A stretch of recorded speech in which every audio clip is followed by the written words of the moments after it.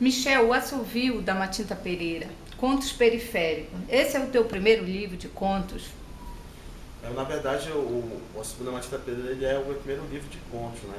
Na verdade, é o meu primeiro livro. Apesar que eu já tinha feito um trabalho, né? O conto, na verdade, o Assovio da Matinta Pereira, ele saiu em 2010 por uma coletânea chamada Pelas Periferias do Brasil, que é uma coletânea que reuniu, eu não lembro bem, mas acho que 18 autores do Brasil inteiro.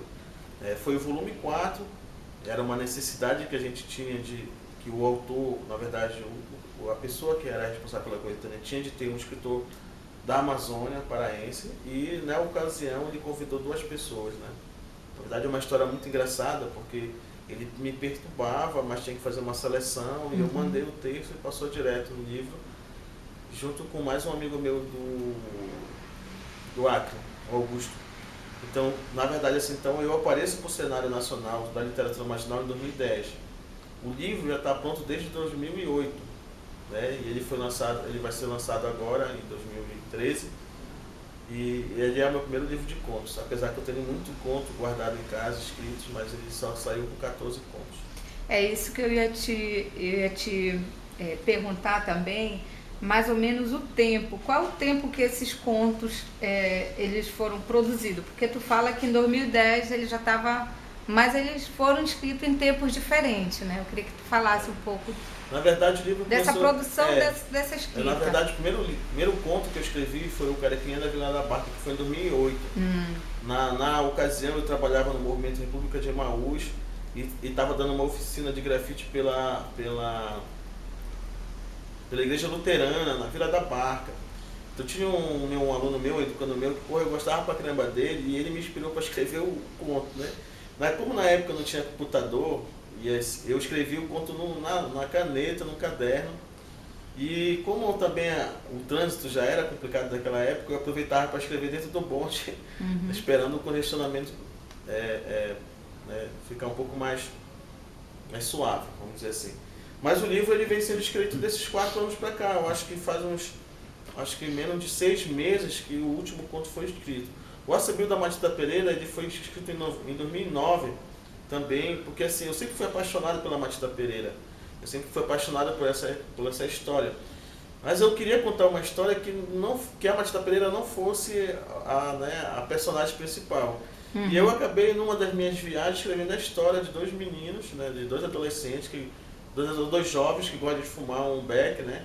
E acabam se encontrando com ela e eles imaginam que é uma liga, né? E assim, o conto fez um sucesso estrondoso no Brasil afora. No livro, Pelas Periferias do Brasil, a gente deixa o nosso contato por e-mail. E na época que foi lançado, eu não pude ir para o lançamento em São Paulo, porque eu não tinha dinheiro, né, para pagar na passagem. Mas aí, em menos de 2 meses do livro lançado, eu recebi vários e-mails, assim, dezenas de e-mails das pessoas que leram e gostaram do conto. Curioso para saber a história da Matinta Pereira, porque é uma história que geralmente se conta muito na região norte. Mas é um livro que já está guardado. Na verdade, não era um livro assim, fiz 14 contos e vou fazer o livro. Certo. São vários contos que eu tenho em casa. Eu devo ter umas 50, 60 contos que estão lá guardados. Ou uns corrigidos, outros não, outro que eu comecei e não terminei. Aí na verdade, eu escolhi esses 14, que eram os 14 que eu mais gostava. Se tu for fazer a pergunta assim, pô, Preto, tu colocaria esses agora no livro de novo? Eu falei, não, eu colocaria já outro, mas só que isso é muita liga do escritor, né? Porque tu acaba, eu acho que um conto é um livro, é um filho, que tu gosta de todos, porém naquele momento tu tá mais... Tem uma tu falaste, tu já produziste alguns contos, vários inclusive, e assim, e aí tem alguma uma ideia que te oriente, uma temática, se não que te oriente, mas que te chame mais atenção, te interesse mais, ou como é que surgem essas ideias para escrever os contos, ou as diversas temáticas que te norteiam aí na escrita? Na verdade, eu chamo de inspiração, cara. Eu escrevo quando estou inspirado. Eu vou dar um exemplo de alguns contos que eu escrevi que está no livro. Por exemplo, Os Vagalumes do Aurá. Os Vagalumes Vão Orar foi um conto que eu escrevi, por exemplo, quando eu fiz uma oficina de literatura, na verdade não era literatura marginal na época, mas era de produção de fanzine, então a gente já fazia texto e tal. E aí lá no Orar eu fiz uma oficina e eu conversava muito com crianças, então eu pedi numa atividade que eles escrevessem texto, né, falando um pouco da vida deles. Então foram 2 adolescentes que escreveram, não um texto parecido, mas quase igual, falando das suas situações. E aí um certo dia, eu geralmente esses textos eu guardo, né? Certo dia eu estava em casa vendo o jornal, né, daqui de Belém, e passou uma matéria das crianças que catam lixo no Aurá, que eles usam um boné com uma lanterna em cima à noite. Porque aí na reportagem falava que os meninos iam mais à noite, porque era a hora que chegava o carro do lixo, então 3 horas, 4 horas, 2 horas. Pô, isso eu estava assistindo o jornal, me bateu a inspiração, eu corri pro computador e escrevi. Entendeu? Aí eu vou escrevendo e dou uma parada. Depois que eu paro, se eu terminar ou não, aí que eu vou dar uma lida, relida e vou consertando. Mas assim, não é assim, eu vou escrever agora, não. Geralmente eu estou inspirado. Eu vou dar um outro exemplo também que foi uma inspiração assim. Teve uma época que tinha não sei se vocês lembram que foram 3 casos de crianças que foram abandonadas aqui em Belém, que encontraram no mato, no lixão e tal. E aí eu estava vendo, né, a reportagem e, porra, isso me deixou muito triste e tal. E aí eu fui pro computador, aquele ódio, aquela raiva, tudo, e comecei a escrever, que é o conto chamado Graduado em Malandragem, que eu peguei a história dessa criança que foi abandonada, criei uma outra história, mas no final eu coloquei como se fosse um menino que depois cresceu e que fazia universidade, e que tinha que ele vendia bombom no ônibus para conseguir a grana para se formar e tal. E nesse meio caminho ele estava com problema com a mãe, que estava com câncer, morreu e tal. Porém, no final da história ele descobre que ele não era a mãe dele verdadeira, e a mãe dele era a enfermeira que tinha adotado ele, porque achou ele e tal, tudinho.